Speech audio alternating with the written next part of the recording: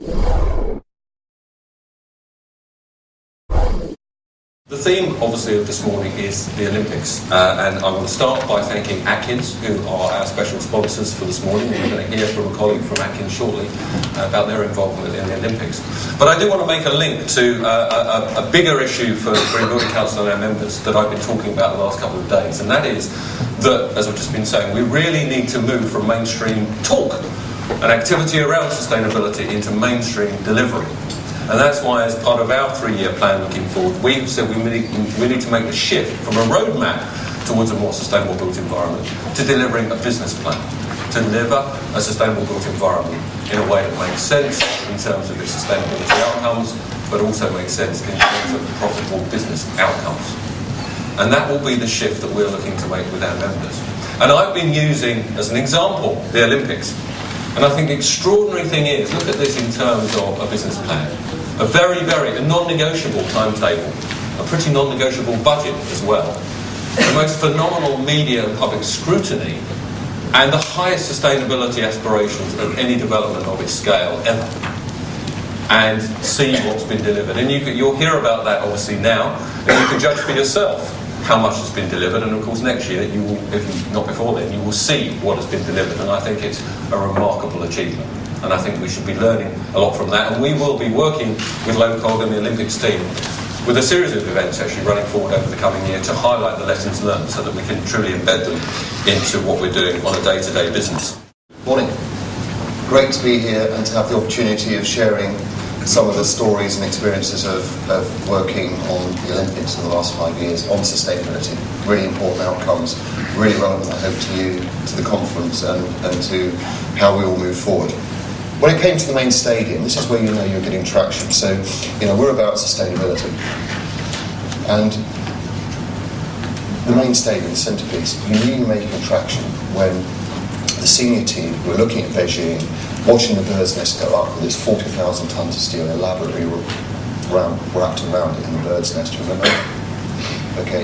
And we're thinking, well, how are we going to deliver, and it costs a lot of money, how are we going to do better in London 2012? And the way we did it was we thought about it as a show, a very important show, but on a 100-year legacy plan. If you go and see a show, if you go to a theatre, you sit in seats, tiered seats, and you look down at some plywood and steel that's wrapped in things and it has an illusion of the inside of a house or a streetscape or a shop or whatever. So the starting point for this was to build a flexible structure with 55,000 seats that could be taken away or left depending on the legacy use. Of course, there's been a lot of interest in that recently. And rather than cladding it in opulent amounts of products that are not necessarily necessary, we thought we'll wrap it. So just like when you look at a stadium, when you go to a theatre and you have a backdrop, we're doing the same thing here, we're wrapping it. When again, it's a very large span structure. One of the challenges is how do you get the long span without using huge amounts of concrete, steel or timber? The answer, the innovation, is to use a cable roof. So it's not the best quality picture, but all we've got here is effectively a grid of cables within which a wood composite panel sits. And so what you do is you put the substructure and you put the superstructure up, and then you put the gridded cables on, put the panels in each place, and then tension it up, and you lift the roof up. And the reason this is significant is, one, the innovation came from a contractor. Contractors are not innovators. They're people to kick their backsides off. They don't make much money. They're difficult to work with. Rubbish. Okay, if you find the right one, and Dean, who was the project director here, was superb, and you allow them to innovate, they come up with all sorts of solutions that some construction professionals might normally do. Real good innovation. The reason this is important for sustainability is when you look at the substructure, the amount of material that's had to go into that, and the superstructure is very much less than if you had a huge, heavy roof.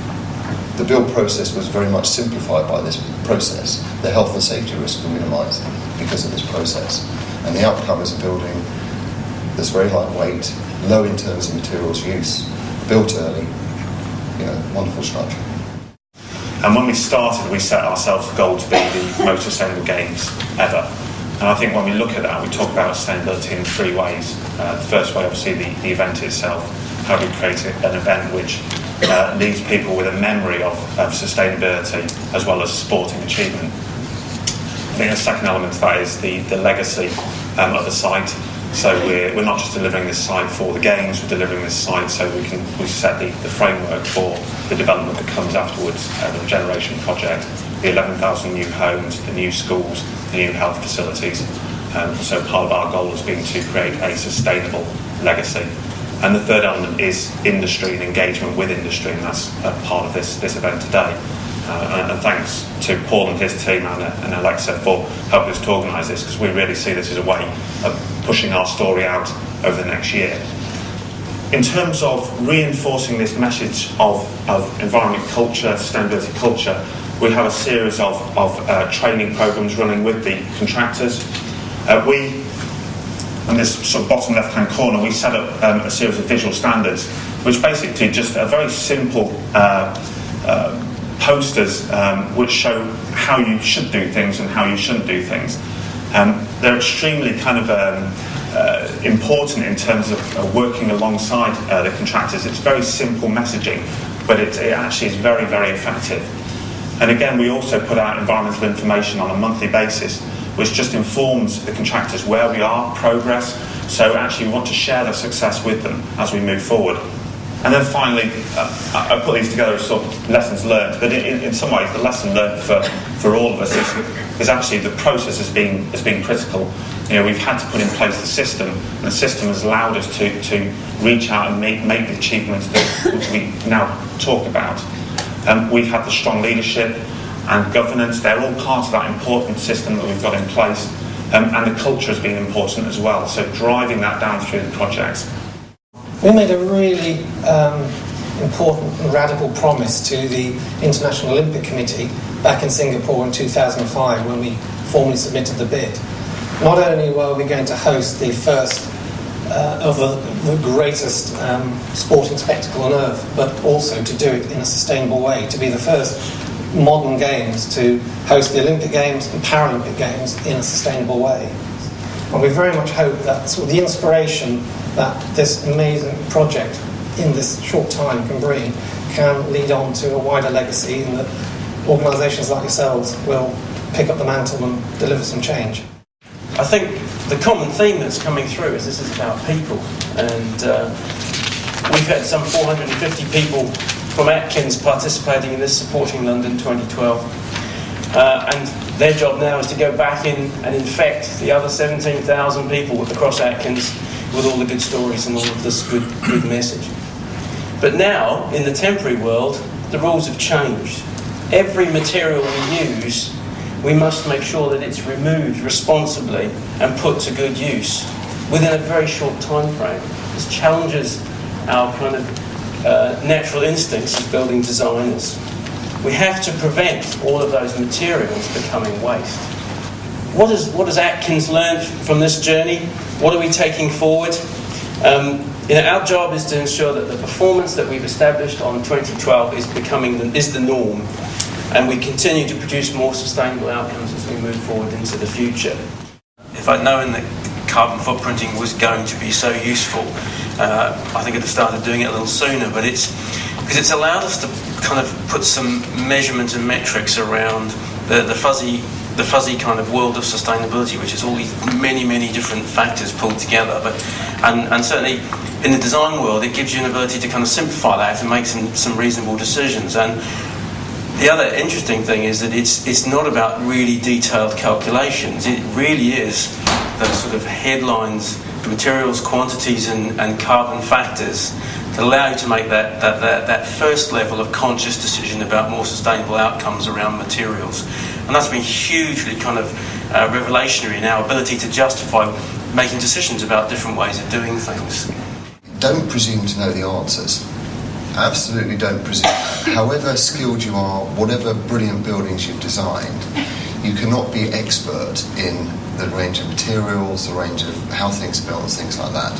I think the key thing for your leadership is to learn how to ask the right questions of your supply chain and allow them to innovate with you. Don't presume to know. Because the risk is actually, it's like the Valo roof. That didn't come from an architect, that came from a contractor who was thinking about a building process. It's a brilliant architectural design innovation that wouldn't have come from the designer probably. So I think that's a new learning. Open your eyes to what else is going on, learn how to ask the right questions and engage people who you might not think are qualified. A really crucial legacy from my point of view is the transparency that we need from the learning here. We were talking yesterday about whole life costing, and we were talking about the fact that that's been embedded in PFI for nearly 20 years, but it's also been fantastically shrouded in secrecy, so we haven't learned any of the valuable lessons we should have learned. I hope what we can do through events like this and a series of events that we're planning to hold in partnership with Local and the ODA, we can roll out some of these lessons, because we do now have actually an even bigger plan. I've gone away and trademarked the brand UK-2020 because I think we need to develop the business plan for a sustainable UK 2020. And all of you have got to learn lessons from this enterprise and embed it in what you do to make that a reality come true too. So a huge thank you to Julian. Thanks again to Atkins for sponsoring this morning, and to my colleagues from Local ODA and Pete here from BRE and ODA. Thank you very much for coming. Thank you.